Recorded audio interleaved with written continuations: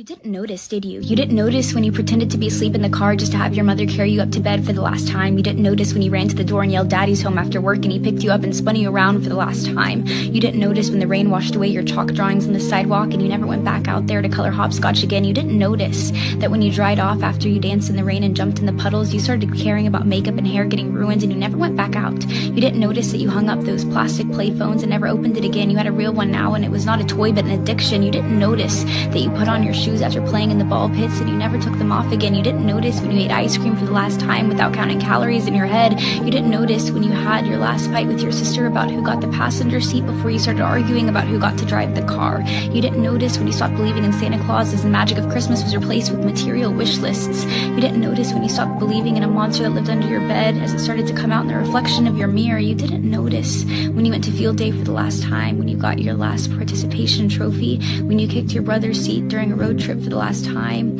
when you had your last play date with your Barbies, when you had your last Disney movie night with your family. You didn't notice that grandparents don't last forever. You didn't notice that your childhood cat wasn't eternal. You didn't notice your parents are growing up too. You didn't notice it, do you?